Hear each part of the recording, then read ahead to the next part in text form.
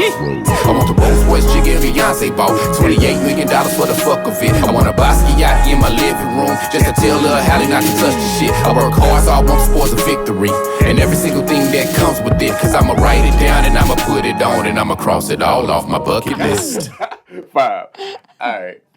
What is good, Josh? Your boy J.Rhodes, Rhodes Rules podcast, episode 3, I think.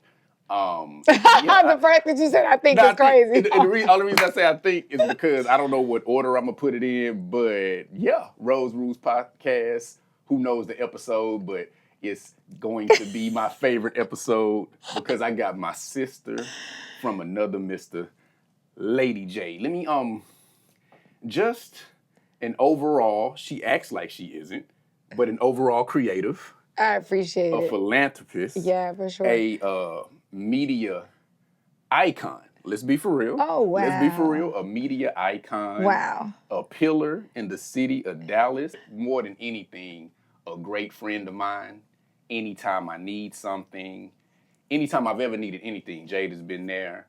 And she just holds me down as a sis, so I'm going to hold her down as a bro forever. For sure. And I just feel that she was one of those people that I wanted to get on this podcast early because I know she would say yes. You know what I'm saying? I mean, that ain't the only reason, but no, I know like it's good to have a friend. You know what I'm saying? And you're one of my best friends in this industry and just in general. You're always there for me. I appreciate that. Action, state it, and show it. And so I'm gonna push the button when I edit it, but it's gonna be some applause. So give it up, Lady Jade, man. You know what's crazy? So I do want to say this before we even get into like our conversation. You are right. Like anytime you call, you know I'm there because I think that real recognizes real. Amen. And you've always been like a super solid person. So humble. I'm so glad that you're doing this podcast. I've told you this for years. You're probably one of the most talented creatives that I know. Thank you. And you're so humble. Like, I mean, I just admire your work. I admire your personality, your character. You've always been just a really solid person. So he wasn't lying when he said he knew that if he called me, I was going to come. Yeah, so, and vice hands versa, down. man. And being your friend, so many people know you as, you know, just Jade, like the image, which is real too. Yeah. But it's just like, you know what I'm saying? They know the persona and the energy and the business, if you will.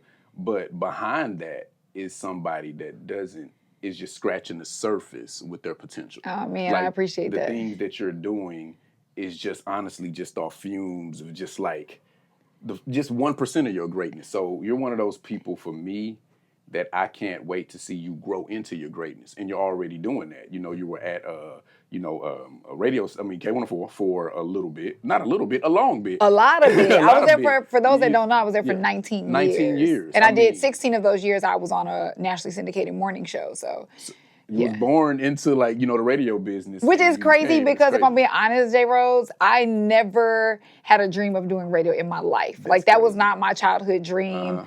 My mom was a school teacher growing up here in Dallas. My dad worked at the post office. Mm-hmm. So, you know, very, you know, just go to work and come home. Don't come from entrepreneurs, don't come from entertainers, anything like that. And so I honestly thought that I was either going to be like a school teacher or I also wanted to do television. And so when I was in college, I got an opportunity to intern at a radio station. Matter of fact, it's crazy. I know you didn't ask me this, but how I got into radio in general was a guy I was dating in college. He had a friend at the radio station where he was from, which was San Antonio, about 45 minutes away from our school.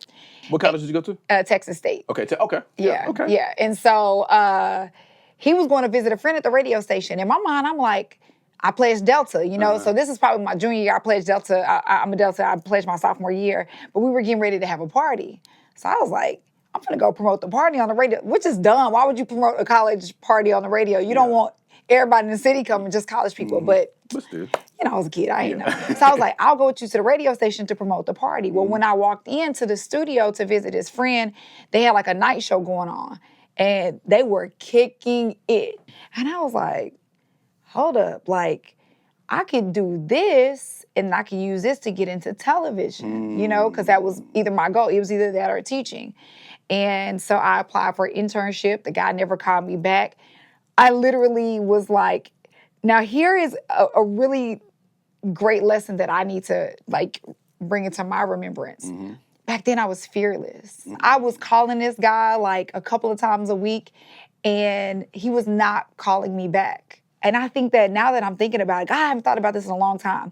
I think what happens in life is that we go through hurt, we go through disappointment, we go through, sometimes traumatic situations and just rejection, that the older we get, we lose that fearlessness because that rejection doesn't feel good. You have some people that like have this grit and it's like they don't care about rejection. I'm not that necessarily that person. Yeah. And so it's just like making me really, truly right now think about how I didn't care that man wasn't calling me back. I was still gonna call because I had a goal in mind. And I didn't take him not calling me back as rejection. I was just like, oh, well, he ain't got my message yet, so let me keep leaving messages. So the last message I remember leaving for him, I was like, I'm gonna use a little humor. And I was like, his name was Mo. Hey, what's up, Mo? This is Jade. I was just calling to see what day you wanted me to start. That's what I said. Dang, that's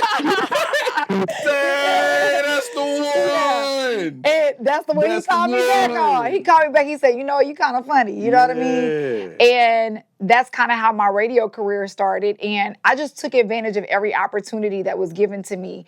He really wasn't the best teacher. He wouldn't show me how to do anything, but I was still paying attention. I was taking in the information. I was watching everything he did because I'd be like, Mo, teach me how to do this, teach me how to do that. He'll be like, nah, you ain't ready yet. You ain't ready yet. And I'm like, dang, But even at that time, I'm like, well, I'm just going to observe. Like, he would try to do things to me like, hey, alphabetize my CD closet. That's how old I am, y'all. It was CDs, you know what I'm saying? He'd be like, alphabetize my CD closet or whatever. And I'd be like, you trying to give me the grunt work and see how I'm going to handle it. He would leave and go to lunch and I'll just be sitting there. I thought I told you to alphabetize my CD closet. It's done. Like, there was nothing that was like, bro, you're not going to, whatever you assign me to do, I'm going to do it my best. He ends up getting fired. Everybody is coming to me at that point because I organized everything, because I was organizing all the prizes. This is the promotions department. Like, I knew where everything was. I knew how everything worked. So when they let him go, they're like, where's this? Where's that? Right here, right here, right here. So now people are kind of looking at me like, who is this chick? And so like when I tell you God just opened up opportunities, and so every opportunity he opened up, I just kind of walked into.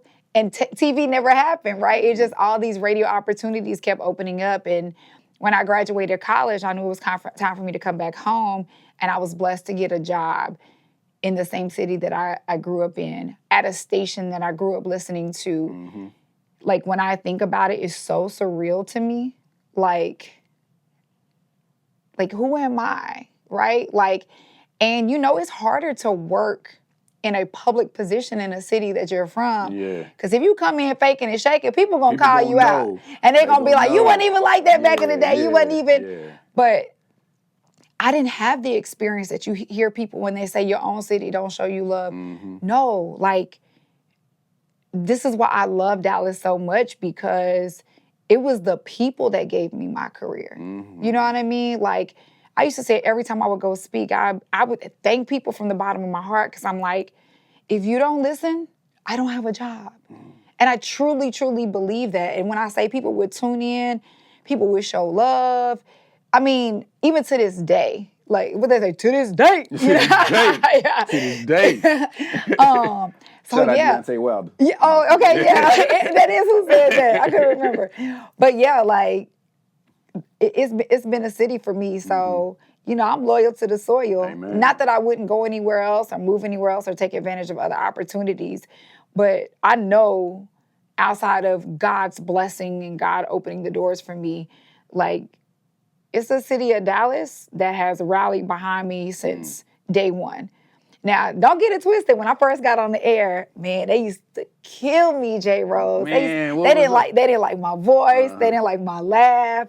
Like, they used to say I sounded like Cedar from 106 in Park. Like, it was all these different things. But I guess people either got used to it or, like, it hasn't been all good. Don't get it twisted. But I just remember, dang, I haven't talked about this in so long, like what it was like to just be on fire and be ready. And I remember applying for K104, and my prayer at that time was, God, if you make me the janitor, I will be the best trash can liner changer that you've ever seen. And I've always been so determined to outwork. I'm not the most talented, but it's very few people that are going to outwork me. And I take pride in that. You know what I mean? Because obviously when you're a female, if you're halfway decent looking, there's all these assumptions of why you have the position that you're in, or probably did you compromise your character and sleep with somebody to get in. I used to hear all those rumors. And I'm so grateful that I never had to do that God honored the hard work. You know what I'm saying? Totally. And like, when you work hard, nobody can take it from you. When you compromise your character, and I mean, I'm not knocking anybody for doing what they do, but when you take that shortcut, you got to keep doing that. Yeah. To keep getting, you know what I'm saying? Like, I can honestly say that God has opened up every single door and closed some, you know, throughout this entire process. So having this amazing career in radio and now being extended into other things has truly blown my mind. Because again, like I say, I'm not the best. There's so many talented people out there that are probably 10 times better than me.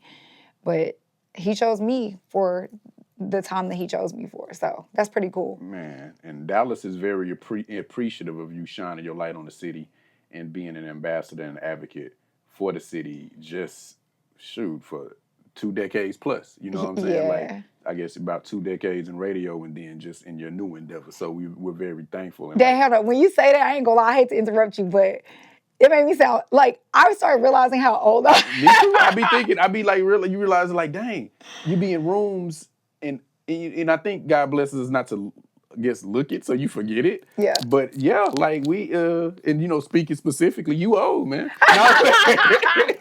No, seriously. I mean, I'll be places. I can't tell you how many times now I run into people all the time, like, that are working, and they'll come to me and they'll say, "Hey, Lady Jade, man, and as soon as I say, don't tell me I came to your elementary school. I came to your junior high. You're a whole grown person with kids and you working now, whatever." But you know, we trying to keep it together. Hey, it's the new. I think it's the new energy and the new wave. Like our generation, we keeping it steady, and you know what I'm saying, and like, you know, aging gracefully. I didn't hit my 40s, and I've never actually said that publicly. So, wow, but look, we breaking news. Yeah, exactly. But I remember when I was younger, thinking 40s was like near death. And it's a different generation now, because in this generation now, you know, before social media, everything wasn't together. So I'm 40. When you was 40, you hung out with 40-year-olds. You know what I'm saying? But now it's like Instagram and social media has it like one big high school where, you know, teenagers to, you know, 70, 80-year-olds, we're all in the same high school. There you go. So now it's all like blended in. That's a good point. It's kind of different now. But let's talk about your upbringing in the DFW area, kind of like what schools you went to, where you were from, what it meant to you, what you learned from it, and all of those things. Of course. So I am from Oak Cliff, as you know. I grew up down the street from Atwell and Adel Turner. Okay. Walking distance. What elementary did you go to? So I actually went to a Montessori. Okay. So my parents, I would walk to Adel Turner. That was my home school. Adel Turner, literally, my house is like that fence, and I can literally walk to Adel Turner in 30 seconds. So, I mean, Bro, we were neighbors and didn't even know. That is crazy. So my old house had the Oak Vista Jewelry sign in the yard, right? Yeah. So we stayed on the corner house, and my parents actually sent us to Montessori schools. And so we would walk to Adel Turner, catch the school bus up to a Montessori school that would bus in kids from all over the city. Pleasant Grove, Oak Cliff, like it was a very diverse, like you met people from all over the city, right? And we go to this school, it's called L.L. Hotchkiss. And actually before that, I went to a school called Creative Learning Center. It was down the street from the zoo, the Dallas Zoo. Okay. So our field trips were walking to the zoo. Like we thought we were like, oh, we walking to the zoo today. Right over there by the McDonald's. Yes, exactly. But Montessori-wise, it was such an incredible experience. A lot of people don't know what Montessori is, but it's an educational program where you teach yourself and you get to move at your own pace. So you have first, second, and third grade in the same classroom. You have fourth, fifth, and sixth grade in the same classroom. And I think outside of my parents, that's where I got my work ethic because there was no limit to how far you could reach. No. And if you finished you made your own work schedule, and if you finished it early, then you got to move on to the next material. So it became kind of competition in the class. Like I'm in fourth grade doing fifth grade work. You know, like they didn't tell you everybody has to, like public schools, everybody has to finish everything at the same time, which was incredible. And then if you finish your weekly plan of work early, then you didn't have no work on Friday, you play games all day on Friday. So it was really incentivized. And so to work fast and really learn and like take pride in learning. So that was incredible for me. And in sixth grade, I ended up moving to Duncanville. And that was my first experience in like real public schools. And unfortunately, I feel like, you know, it kind of slowed me down because you have to wait on everybody in the class. I used to get in trouble because I would hurry up and do my work and turn it in thinking she was going to give me my next assignment because I didn't understand. And she'd be like, you need to go sit down. I'd be like, why? And she was like, you need to wait on everybody else to finish. So what I realized is I am going to be bored if I hurry up and finish. So I might as well just slow down and wait for everybody else. And it really digressed. Like the way that I learned. And that's crazy, like just speaking in general on public schools in some places, and then, you know, the school to prison pipeline in a sense, because when you think about the structure, that's almost in some schools, not to even call Duncanville that, because y'all had a lot of perks and stuff in essence, but making everybody the same. You know what I'm saying? It's so many things that are getting taught in public schools that we don't even learn in real life. Like, I mean, there's nothing wrong with math, but you get to a certain point, I'm not using this unless I'm an actual rocket science. Why aren't I learning about taxes? Why am I not learning about credit scores? Why can't I achieve and excel? So it's almost like it's built to bottle people up. And then some people were in the slow classes and they needed to be, but others were there and they just learned a different way. They may have been artists. They may have been exceptional in something else that the school didn't honor. So now they're in slow classes. So it's so true. Everything you're saying is so true. I am not a fan of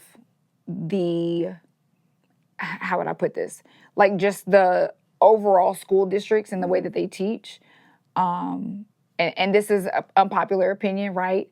I feel like they're teaching for standardized tests to pass these standardized tests, and our children are graduating and not prepared for the real world, which is why I started my nonprofit, which we'll talk about later. Cool. But that's exactly why I started it, because I'm like, I started noticing my godbrothers and then my godsons were graduating from school, no interview skills, no, you know what I mean?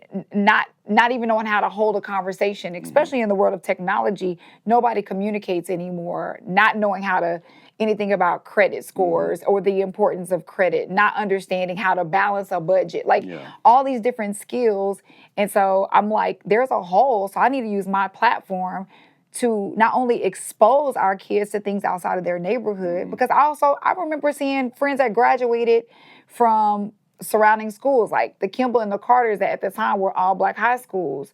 They go off to colleges like UT and they have a culture shock. You got a full ride for football, but you go through a culture shock and end up dropping out because you are not used to being around, you know, other races and other ethnicities and just life outside of your neighborhood is a real thing. And if you've never seen it, it can really do some damage. Like you get confused, you don't know how to navigate, right? And so exposing kids and making sure that we're teaching them those basic life skills that they need when they graduate from high school is the reason why I started Project 16. Okay. So let's go into Project 16. We can go into that now. Like talk a little bit about how long you've been going and some of the things you do with your nonprofit. Yeah, so we've been a nonprofit since 2015, and kind of along the way I had to figure out like what I wanted to do, because at the time I wanted to save the world, you know what I mean? Like I wanted to do everything. And so finally about 3 or 4 years ago, we honed in and created this thing that we call the Teen Experience Tour. obviously teenagers have lives, you know, some of them are working, their parents have schedules, but we work with the same group of kids until they graduate, and then I can't even get rid of them when they graduate. They still come back. But we get together once a month and we do a teen experience tour. So we plan an activity. So if the activity is teaching them about credit score, we have an expert come in teaching them, you know, how to maintain good credit, get good credit, why it's important. And then we may go on an exposure activity. So I remember one time we loaded them up. We all always travel on this armored limo. We loaded them up on the armored limousine and took them to a $9.5 million house. Because here's the thing, you can't beat what you can't see. And so if I'm telling you credit is important, I want you to see what you can get if you take care of your finances and take care of your credit. These people that are living in this house are no better than you. They just had different conversations possibly at the dinner table. So we got to make sure that we're having those conversations. And I want them to go in and be excited about it. Like, seeing stuff on TV is one thing, but then when you're walking it and you're like, wow, they got these secret doors. Oh, look how big this bedroom is. Look at this, look at that. Now you've created a thirst and a hunger. Man. And so we focus on educating through life skills. We focus on exposure opportunities. And our last one is mental health. So we have licensed professional counselors. And what's so cool is because we work with minority kids, we have all licensed professional counselors of color that we actually pay. And each student gets, if needed, they get a minimum of 8 sessions. And that kind of gets them started in understanding therapy and breaking that stigma, that negative stigma of what it means to get therapy. You know, I remember Tammy Franklin told me years ago, she said, you don't wait till all 4 tires are flat on your car before you can go get it serviced, do you? And I was like, no. She was like, so why do you do that to yourself? And I'm like, wow, you know, and our kids, they need to be able to talk through some things. I know mom and dad want to be that outlet, but it just doesn't happen like that. You need a very neutral source and to help you understand why you're processing, you know, how to process emotions and all that good stuff. So I thought to myself, if I'm an advocate of therapy for myself as an adult, imagine how different my life would be if I started it as a teenager. So those are our 3 core pillars. And I mean, just being honest, unfortunately, we weren't able to do anything this year because it costs money. And, you know, we lost one of our major sponsors. And I'm not good at fundraising and raising money. You know, it's just not my strength. I have to work on it. So we had to take a pause, and it was actually really kind of devastating and heartbreaking because I know that God gave me my platform for me to make a difference. And I felt like this year I wasn't able to make the difference like I normally have been in the past. But, you know, I just trust that he's going to bring the right partnerships and the right sponsors, and that and it'll be people that truly believe in what we're doing and truly believe in building minority kids. Because, again, it's not that they can't. It's just they haven't seen it. Yeah. Well, you know? I've been a part of many of your nonprofit events. I know how much you love those kids.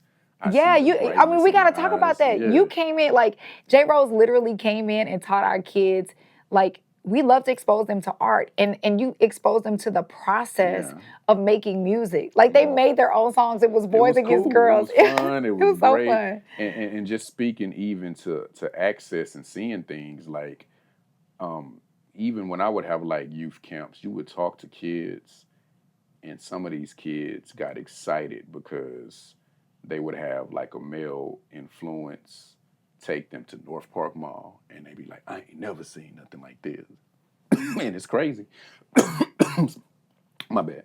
But I'm getting choked up just thinking about. Don't cry. I promised myself I wouldn't cry. But it's just crazy. And then even I came from a middle class family, even though I'm from Oak Cliff. But even with me, like you say, when I went to UNT, it was a culture shock because when you're from Oak Cliff, you just don't see that many white people. So I had to learn that whole aspect too, you know what I mean? And so it's like a lot of times you have to make adjustments. Even if you're still, we master being ourselves, but still being able to make the adjustments in different spaces. Yeah. When you're not a minority, you don't have to adjust. People have to, quote, quote, by societal standards, adjust to you. What I will say, not only when people see this, but in general, as you keep doing your thing, like, there's going to be some people that support this and continue to support this. There's no telling what check may be wrote after they watch this, because I've seen the effect of it. And don't worry, you do a great job. You've done a great job. And anytime God makes it a minor setback, is going to be a major comeback. So thank you. Yeah. There's two things that have stuck out in my mind because I often ask myself, like, am I doing the right thing? And one telltale sign was that, like I told you, even when our kids have graduated, they're calling, hey, can we come back and do the activity this month? You know what I mean? Like, we make sure, because we do boys and girls, right? But we don't do mean girls, we don't do mean boys. Yeah. We create and cultivate a family atmosphere, and we also teach them how to have healthy relationships with one another, and that every time somebody is cute, you ain't got to try to date them. Like, we can all be attractive and still just be cool. So that's why it was important for me to have boys and girls. A lot of people think that I only work with the girls, but I do boys and girls because it's important for them to understand how to communicate and like work as a team together without it being some sort of dating thing. But to know that the kids always wanted to come back, I'm like, okay, maybe we're doing something here, right? And the other thing is, I remember when we first started J.Rhodes, we did take some kids to, it was the Jewel Hotel, which is like a very posh hotel here. And the kids are running in and out of the bathroom. And I'm thinking, what are they doing? You know what I mean? Like, because again, like when our kids walk into spaces, there's an expectation. Yeah. You speak to adults, you shake their hand, and it takes several meetings for them to get used to that. But after a while, they just start doing it on their own. But this was kind of early on. So they're running in and out, making a lot of ruckus. And they were like, Miss, there's scope in the bath. There's mouthwash in the bathroom. They were so excited about that. Scope. And that's that aha moment for me of just being like, bro, like, so many kids, things that are normal to us now as adults, they're not normal. And that's why we have to give these kids a fighting chance and let them know you belong in places like this. These people are not better than you. But when you see little things like that, it's a reminder, right? Yeah. That, we're kind of moving in the right direction. Yeah, that's what's up, man. So, now, one benefit of having you as a very great friend You sound like you're about to be so... is that, I know things, I get inner workings to things that a lot of people may want to be privy to. And so, let's just say, I'm going to start with a little build-up. With you putting 20 years into something, you gained a lot of fans, a lot of followers. So then when that stops abruptly, tell me what the fuck happened to We happy about your growth. We happy about what's going on. Yeah, well, we want to know what happened. You know what I'm saying? At the end of the day, we are. Everybody's happy. You know what I'm saying? But, as a friend, I knew how sensitive a topic was. So I didn't just come right out and just ask or whatever. But I know what kind of person you are. I know what kind of integrity you have. And I just think that whenever you did want to say something or speak on it, you deserve to say it in the way that you wanted to, So this is your time to speak on that situation the way you would like to. Interesting. Okay. So the $1 million question is, why did I leave K104? Yeah. So one thing I do want to address is that everything that glitters is not gold. I will never deny the incredible opportunities that K104 gave me. I would not change anything for the world. Like, bro, I wouldn't even be doing half the stuff I'm doing if I didn't have that job. You know what I mean? Or that career. If I were to pick, I would still be doing radio. I will say for now, and I know that people are, let me kind of back up because it's interesting. This is still pretty sensitive for me. And I know that it's been like 3 years now and it's still very sensitive. But again, y'all have to realize I was there for over 19 years and this was all I knew. Like literally from, like I spent over half my life there. And I know that people have felt a certain type of way that I haven't spoken up about it. And there's a couple of different reasons. First of all, I do owe the audience, I do owe our listeners somewhat of an apology, because I know that we grew together and we became family over the years, right? And I do understand why they would want to know. Me not speaking about it publicly is literally one of the most difficult decisions I've ever made in my life. Because if you know Jay by nature, I'm super cool, I'm super fun, I'm super all that stuff.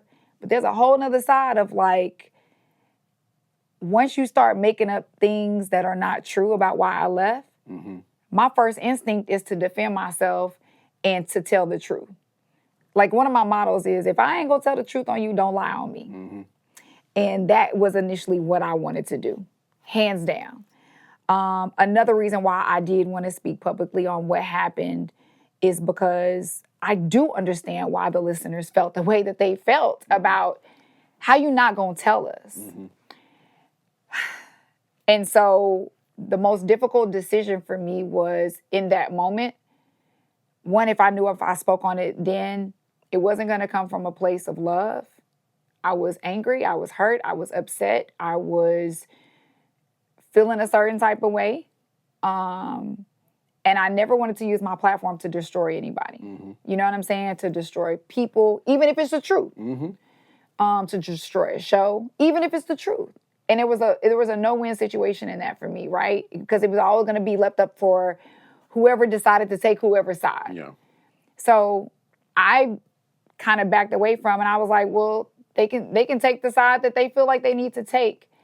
And it was literally a decision, and still remains a decision of, do I let God fight this battle?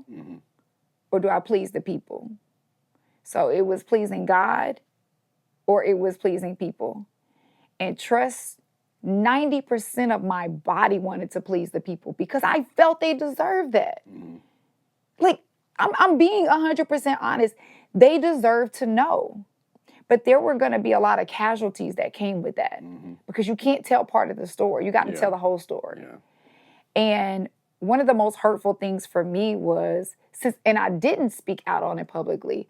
So when the announcement was made about why I left, and it wasn't for me, it was completely false. And it was just like, bro, are you serious right now? Like, don't do that. Just maybe leave. Let's just put it this way. If it was on something positive and it was on something like cool and cordial, I would have been on that mic and made that, and told that myself. I chose to resign based on some things that had happened recently and that had happened over the years. And it was just time to kind of move on. Will I never speak on it? I wouldn't say I would never speak on it. And I know y'all be reading y'all comments online. Y'all be hurting my feelings, okay? They be like, don't nobody even care no more. Let's just move on. We finna listen anyway. That's fine. Like, I get it. Like, and I'm not trying to disappoint people, but I'm also trying to please God. And one thing that I can honestly say is not doing what I wanted to do and what I felt the people wanted to do, and truly doing the hardest thing and letting God fight this battle. When I say I have been so blessed, I have not stopped working. Because I can tell you there were times where I would hear like people saying, they were making up things and saying I wanted to be the number one on the show. Bro, trust me, did not. Like, I'm really great at being the number two. And I like to do things that I'm really great at. You get what I'm saying? So that was the furthest thing from the truth. It was like all these different things that I was hearing. And every time I would hear, bro, I'm telling you, I'd be like, oh, I got time today. Like, that was my thing. Don't forget, I'm still from Oak Cliff. You know what I'm saying? For sure. Over there by off Drury, definitely from the cliff. I'm like, oh, yeah, for sure. And I'm like, oh, I definitely got time today. But every single time that would happen, I cannot make this up. I would sit still for just a few minutes, and it was like, it was a tug from God. Like, if you do this, I got to take my hands off of it. And I'm like, are you freaking kidding me? And I'm like, this is unfair. This is unfair that people are allowed to publicly speak these narratives that are untrue. And here I am having to just take it. Mm-hmm. And then the people putting pressure on me, you know what I'm saying? Like, you owe us, we spent this much time with you, and you're right. Mm-hmm. And I would sit still, and I cannot make this up. Every time I would like choose to just sit still and not let my emotions get the best of me. Do you know I would get job offers? I would get opportunities that were coming like that. Mm-hmm. And so I do want everybody to understand that I agree with them. Mm-hmm. You know, an explanation is owed. And I want to be clear about something else too. I can legally speak about it. Like, that is not the reason why I'm being quiet. It wasn't a money issue. It wasn't any of that that's, you know, the narrative that's been told. But I just know that when I give those details, and J.Rhodes know the details, so don't even let him, like, you ask him, he be in the streets. No, I'm just playing. At the end of the day, what I will say is you shared more than you ever have. You know what I'm saying? And I think that's powerful, you know, just kind of just to let people know some of the things. And I think that's great. Where it would have been a selfish thing to share it 3 years ago, at some point, and it's when God tells you, if it gets held too long, then it's a selfish thing to hold it, you know? And so who knows when that's gonna be. And not even if, but when I decide to speak on it in detail. I think every time we do something, especially in the age of social media, we gotta check our motives. Mm-hmm. That's big, super big. And I know that if I did it back then, it was gonna be basically to bring casualties along.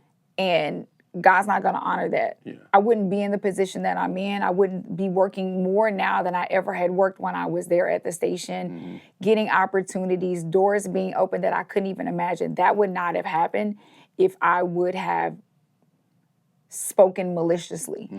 Even though, and this is what people have to understand, even though you have every right, I had every single right, because what I would have been speaking on would not have been a lie. But that has nothing to do with motives. Hurting people hurt people. And at that time, yes, I was hurt. You know what I mean? Like, and I would have been coming from a place of hurt. So you're absolutely right. I think that some of the things that probably a lot of people at the station have been through, right, could probably help other people. Me talking about pivoting and, like, you know, having to redefine and find my identity again. Not realizing that I had accidentally wrapped my identity up in this title of being this radio personality. It was a lot that people don't know that I mentally went through afterwards. And let me just say this, I ain't no victim. I don't want nobody to feel sorry for me. This is not a pity party type of thing. It's just the reality of when you have a career, or when you're part of a relationship for a long time, or whatever that looks like, and that's no longer there, there's a grieving process that I didn't even know I had to go through. And again, we have social media, so I'm hearing this over here, I'm hearing this over here, and then these people mad at me because I'm not saying. I literally had people that had my cell phone number that I actually considered strong acquaintances or friends. Because at that time when I left, I just unfollowed everybody on social media. I literally just wanted a blank slate. I wanted to, like, just wipe everything clean. Like, I mean, I guess I was just searching for some solace or whatever. And I had people that had my cell phone number literally, like, charge me up. Did you unfollow me on social media? And I'm like, you have my cell, like, you know, there's a point I wanted to almost be like, well, erase my cell phone number and I'll give you the follow back. Like, you have access to me. And it's like, you're more worried about a follow, but you didn't even ask me how I was. Like, bro, I ain't got no job. Yeah. You know what I'm saying? Like, I really didn't even have a job. I mean, there were times when I first left, I could remember, you know, people trying to book me for events, and I was giving them what my price was.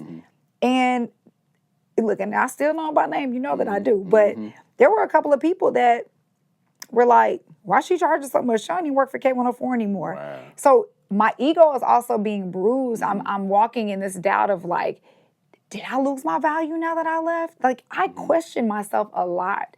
And I needed God so much during that time. And those are the things that people don't talk about. And God showed his face to me. And to honor him, I had to make sure I did the right thing, not the popular thing. Because let me tell you something. Had I spoken on it then, it would have came from a place of hurt. I would have took a bunch of casualties with me. It would have been a tit for tat, choosing sides. It would have been a never ending thing. But then I'm caught in a crossfire because I'm in the middle of it. And then people shape and form opinions. And then come that Monday, because we have such a short attention span, nobody cares anymore. That's true. So it's like, it really wasn't a winning situation. So I want people to understand, it's like, I get it. Like, I would have felt the same way. And I am sorry. You know what I mean? But I'm not sorry to the point where I can pick people over what I know God has told me to do, which is you got to stop. Be quiet. I've gotten in trouble my entire life, J.Rhodes, for defending myself and for people that the business don't even be mine. That has always been my personality. I had to do that with my mother growing up, so that's a whole nother story. But I've always been the defender and like, let me speak up on behalf of people. So you think I didn't want to speak up on behalf of myself? You think I didn't want to tell the truth? You think I didn't want to call people out? You think I didn't want to tell the stories? Absolutely I did. But I finally got a chance to honor something that's bigger than me, and he's shown his face since then. I just want to speak on how I know that we're great friends, because you unfollowed me too, and I texted you.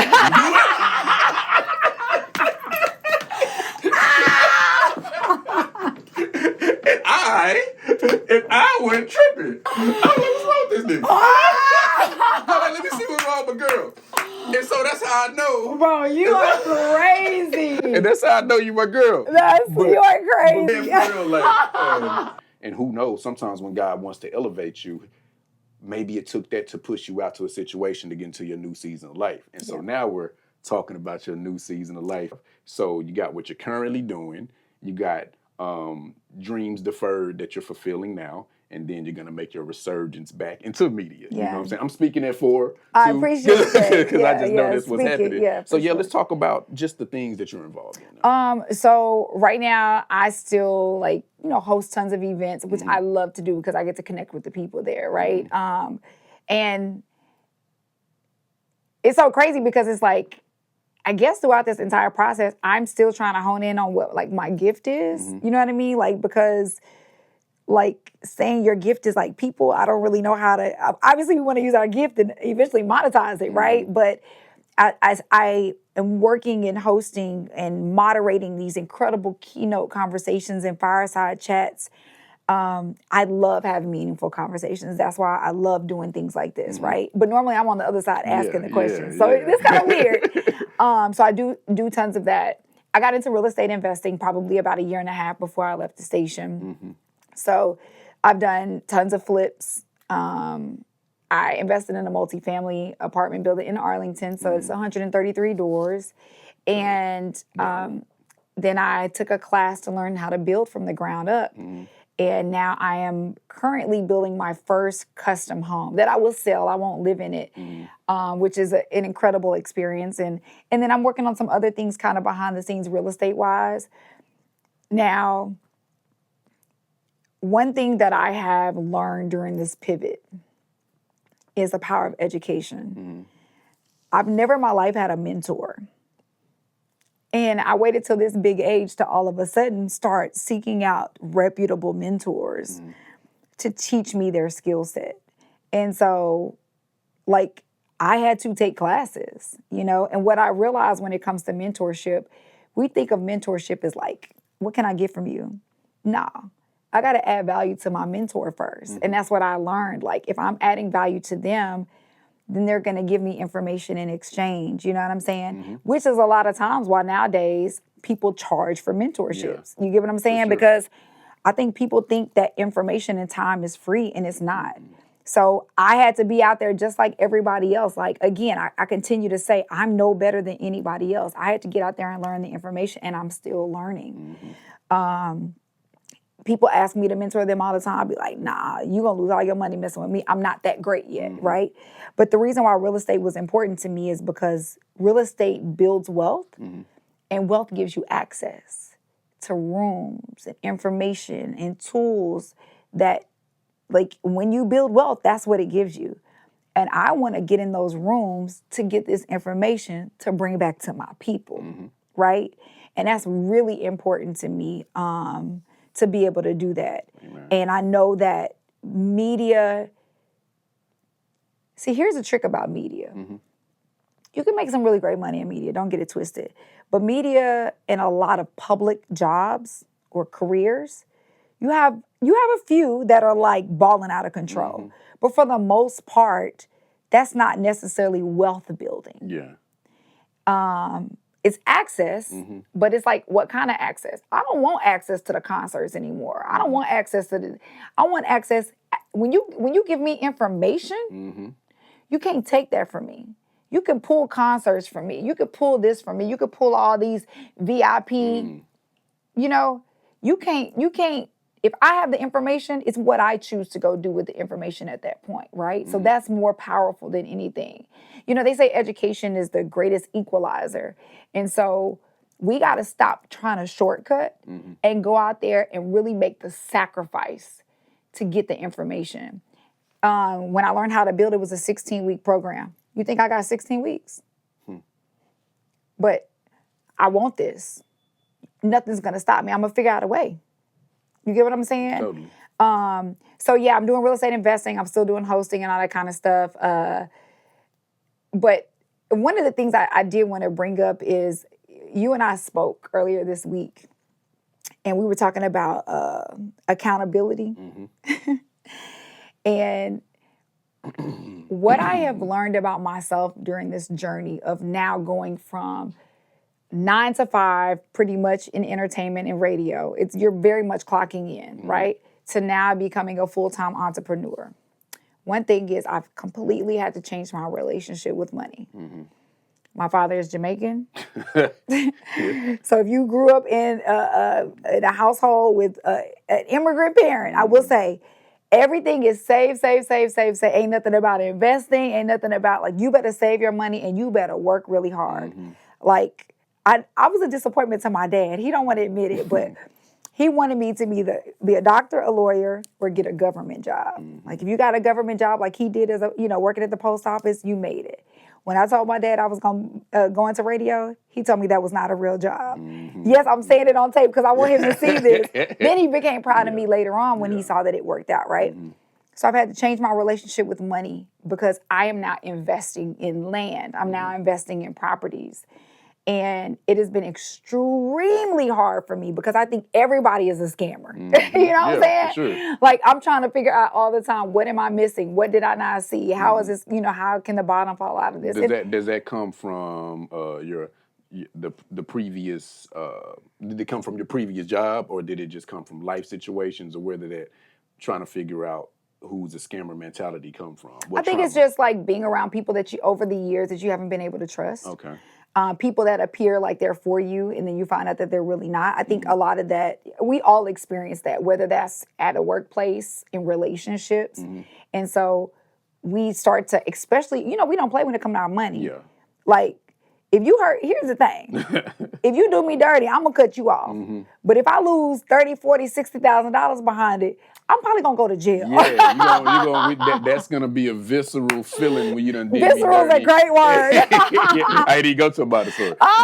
But it's Carter High. But Atwell probably. Carter didn't teach me nothing. But yeah, it's just more, that kind of feeling mixed in with being betrayed is something big. Because nobody wants to lose money. So I've had to change my relationship with money, which has been very taxing. I have gone from being the expert in an industry, in radio. There's not a lot you can tell me about radio. I know radio, right? To now I'm the babe in real estate. I even went and got my real estate license so that I could understand a little bit more, which that didn't help me understand more, but whatever. And I've always wanted to respect people's, like, what they've done. I never wanted to be the person that just showed up and based on my platform or influence, now I get to do real estate. No, I'm going to go get my license. I'm going to go do it right because I want to show these people I respect what you've done for the last 20, 30 years and you've earned this, right? The last one is realizing how much of a procrastinator I am. There has been this aha moment for me. I am everybody's accountability partner. And I think when you're everybody's accountability partner, people assume that you're your own accountability partner. And it's been the furthest thing from the truth. And if somebody were to call me and ask me to do something for them, I'm dropping everything that I'm doing, and I'm going to go help them, execute with them. But sometimes I'm in this world where I don't feel seen because I need people to push me. And I don't have an accountability partner. And so there are so many things that even though you see me doing all of this stuff on social media, and it's great and I'm blessed, but as compared to what? If I'm comparing me to me, I ain't doing nothing, J.Rhodes. If I'm doing the same stuff this year that I was doing last year, where's the growth? But to everybody else, it look like I'm popping, and I'm going to keep it real. I'm really not. Because, bro, I'm supposed to be. And that's where I probably would have to, stop you on that, because I think accountability partners can be for two things, right? Okay. They can be to tell you to keep pushing, to go harder, to do your thing, but they also can be for you to not be so hard on yourself, because that's one thing about us. If you're a go-getter and you're pushing, the world is hard enough on us. Sometimes we can be so hard on ourselves. I'm not doing this, I'm not doing that. And that's abuse also, right? So I can be your accountability partner and tell you that you're doing great. You know what I mean? And also be your accountability partner and tell you to take it easy on yourself, to tell you to look at all the wins you've had, to tell you to look at how far you've come and how much further you'll go. So you have to do that too. You can't be beating up on yourself, not saying that I'm not doing this, no. You're doing great. You pivoted for something that you was in for 2 decades. You're doing this, you're everywhere. You made something out of nothing. All of the experiences you had brought the hustle in you, and now look what you built. The biggest thing is your self-care and your self-love and the environment that you created, removing yourself from a toxic environment. So you made better health decisions. You've done a lot of things in these 3 years. Take it easy on yourself. You're doing great. I'm proud of you, and I know there's a lot of people that's proud of you too. So, I really appreciate that. Now let's go to acting. Wow. Jay did her thing in my latest film, King of Dallas. It was beautiful to have you. You did your thing on set. You locked in there. It was a good experience. I think it was a little bit, you know what I'm saying, after you really kind of start just really diving into your entrepreneur endeavors. And I know that acting was the thing that you wanted to do. You did great. So tell me a little bit about that experience and about a new acting experience that you had from King of Dallas to your new upcoming film. Yeah, like, I have to thank you. J.Rhodes was like, Jade, I really want you to do this role. And I'm like, first of all, I had some lines in it. And I was like, I don't know about that. You know what I mean? I had a few lines. But I appreciate people like you that see something in me that, I mean, I think when you're young, you're like, oh, it'd be so cool to act. And you know what I mean? But as time goes on, you kind of let a lot of your dreams go and you kind of pull me back into that. And so that was a really great experience because it was a family atmosphere. And I was just so honored, you know what I mean, to be there with so many incredibly talented people and to watch you really in rare form. Like, I got it. First of all, you were directing, writing, producing, acting. Too much. Like, he was like Tyler Perry. Hey, I'm telling you, the next one, we'll getting some of them, hats removed or whatever. But man, it was tough. And I needed to do that for that film to get that across the finish line. And that was a cool experience. But from that experience, it let me know, like, not gonna be doing that much ever again in my life. But it was cool. I'm glad that you got to see me in that atmosphere. And he was sewing costumes. He was doing makeup. He was like crafty. We was everything. Doing whatever we could to get that across the finish But line. isn't that beautiful? Isn't that a true testament about who you are, that people are willing to see you get it out the mud? Man. Like, people showed up every day, like, every day. Really, even extra people wanting to be in your film. It's a blessing, man. And the people that show me that love, I think that's really, my power is in the people. And I can honestly say that people can see that energy and maybe feel away and maybe want that. You know what I mean? Of course. But what I would really say is the same way that you built yours over decades, I built that love and rapport and reform just from not only mastering my craft, but just being the best person that I could be to people period. But the people of Dallas and Oak Cliff, they always gonna stand behind me. And you know, the real ones, like, yeah, it's just a blessing to see that, and it's a blessing to know that it will always be like that. So, you know, And let me tell you, we'd have been through a couple of different movie premieres, and I remember the one time we blew up a screen outside of Pan African. Yeah, that was for your first. Was that for your first one. film? Remember, and then we was finna do it was for it's one of a plate and it rained. It started storming, y'all. And then Like, we had to come, but man. One thing about J.Rhodes, I will give you this credit: you're always here. You never lose your cool. Like, you be so cool, calm, and collective, and I'm like, I would be freaking out, and you'd be like, hey, my bad, y'all. It'd be like, you can't even be mad at J.Rhodes because it's like, my bad, it's a tornado about to come through. We're going to have to take this one down and try this again. What? Like, what are the chances? And you never give up. You have such grit. Thank you. And that's how I know you're going to continue to do great things. Man. But then I am in a new film. It's called Stranded, and I'm a lead in this one. And it was myself and Adrian Lockett. Yeah. It's pretty much the two of us. And Tony Pettiford is the writer and director on this one. And this was probably one of the most challenging things I've ever done because I'm like, how am I going to memorize all these lines? I realized in this film, if this is something I'm going to do, I got to take it serious. And I really need, here I go again, I need classes. I want to respect the craft. I want to respect, like, it made me realize how difficult it is for these actors to become these characters. Because there were certain times during this film where I was really struggling. Like, I'm laughing and joking with people behind the scenes, and now it's time for me to get serious, and I can't get out of, like, laughing, joking mode. And I'm like, I got to lock in, and I couldn't hit this switch sometimes. I think acting is one of those things that it's cool that you're wanting to dedicate yourself to that craft, because it is a craft. And now, coming to the resurgence. I've often asked myself, like, God, why did you allow me to have this long career and I'm not really not working in that craft anymore? And like I say, I've had opportunities, but it just hasn't been the right opportunities. So I do enjoy the art and the power of storytelling. And that's what I would want to do on the podcast, because I believe that there are so many people that have incredible stories.